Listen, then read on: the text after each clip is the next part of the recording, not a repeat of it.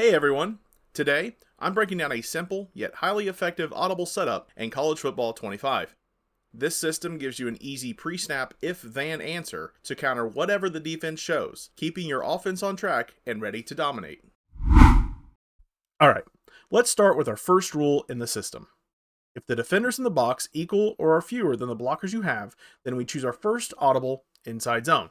Inside zone is going to be the basis of this if-then system. If we have a light box, we want to run inside zone because inside zone is in most playbooks and also already in most formations. And then on top of all that is probably already an audible in those formations. It allows us to get double teams based off our numbers and our rules that we have in place in our if-then system. And everybody has ran inside zone if they've played this game. So we get to the line and instantly we should be thinking how many men are in the box? How many defenders did they put in the box to stop the run? In this case, we got 1, 2, 3, 4, 5 defenders. And we have 1, 2, 3, 4, 5 blockers.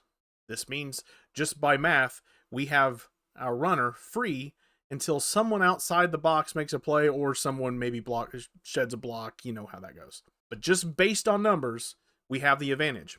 And one of the great things about inside zone is that double team. So if we look, we have this one technique doubled. They're going to double him and work to the Mike linebacker. Essentially, it's a 4v5 at the start of the play, and we're just reading this Mike to kind of see if we're going to go that way or that way. Where that Mike goes is basically where that double team is going to end up.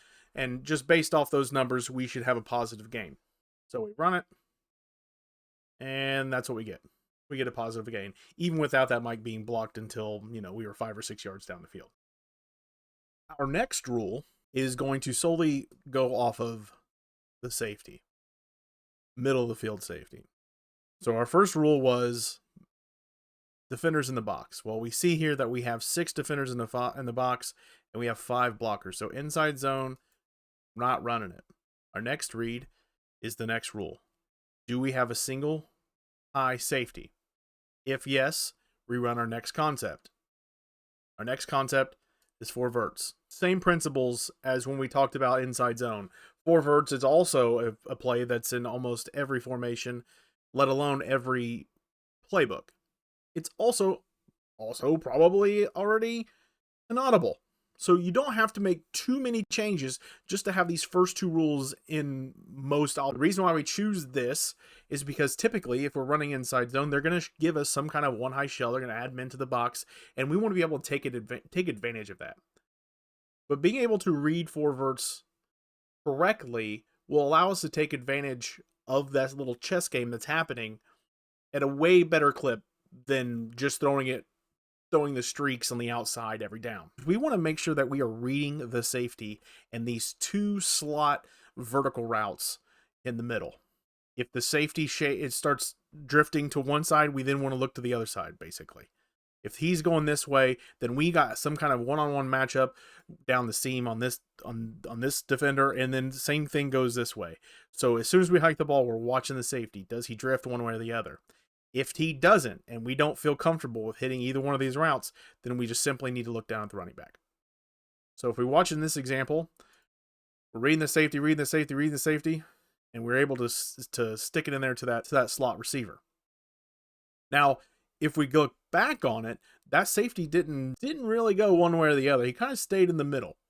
But the spacing is a kind of a feel thing, and that's why it's so important that we choose plays that we've ran a million times. We've all ran 4 verts a million zillion times. So just based off the repetitions that we've all ran, 4 verts is a great play to have in this if-then system, just because we all have ran it 1,000 times.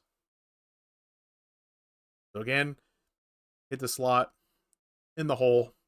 And look, like I said, if you feel uncomfortable, if you don't feel like your tight end, maybe he is in the middle and you'd have 2 tight ends, or you really don't like the speed that you have in your slot receiver positions, you can always just check it down. I mean, look how open he is against cover 3. Here we're able to stick it into the tight end. And then we check it down to the back.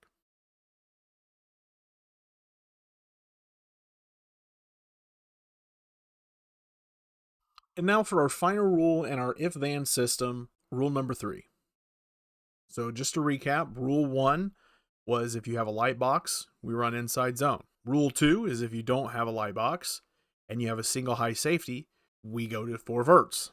And then the last rule is if you don't have a light box and you don't have a single high safety, we audible to mesh. Quick hitting pass play with most of the routes running short to intermediate areas of the field. This kind of like with inside zone takes advantage of the numbers. We have 2 high safeties, potentially 4 deep coverage guys. We have 1, 2, 3, 4, 5, 6 defenders in the box. We have 2 deep safeties. So we audible to our mesh. And so not most of the meshes don't look exactly the same. Depending on the formation, the playbook, you'll get different variations of it. Really, what we want to focus on whenever we're putting these in our audibles is that, we have this mesh point here. And then we also have, particularly I like, because it deals with those flat routes so much better, or flat areas of the field whenever they're doing the zone blitzes and things like that, is I like to have a running back in the flats of some sort. It also kind of gives us a high-low read. Whenever this drag gets to this side of the field, he's over here, we kind of have a little bit of a high-low read between those two receivers. And a lot of times I like to automatically just roll to the right, because in this instance we have a tight end here, and I think that this slot receiver, if he's on the run, he's going to get more momentum, his speed's going to be better, and I might be able to take it for 6 if he ends up beating this guy across field, or if it's a blitz and then he's on a linebacker, maybe a safety coming down. So I like to target him depending on the coverage. Sometimes if you see this guy blitzing you or this guy blitzing, you might have him fast right off the snap. So it takes repetition, but basically it goes very well with all of our other complementary plays. They all work together and gives us answers to everything that we're looking for. This gives us the answers for 2 high.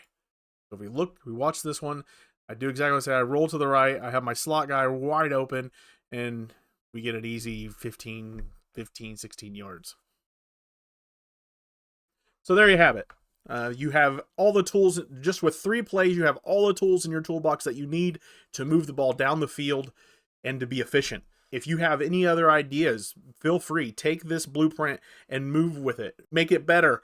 You could always add in other plays, other frequently used cover 1 beaters, cover 3 beaters, especially for that 4 verts. If you don't like 4 verts, there's other cover 3 beaters that you could throw out there. And the same goes for mesh. Really, you're looking for a play that gives you options against both man and zone blitzing for the mesh route. For the 4 verts, you're looking to take advantage of single high, and your inside zone could be any run, as long as you're trying to take advantage of a light box. If you like the information that you got, please feel you can subscribe if you want to. Give the video a like. If you have any suggestions for future implementation, maybe you have a favorite play and you want me to build maybe another kind of mini scheme around that, let me know. I'll see what I can do. Until next time, see you later.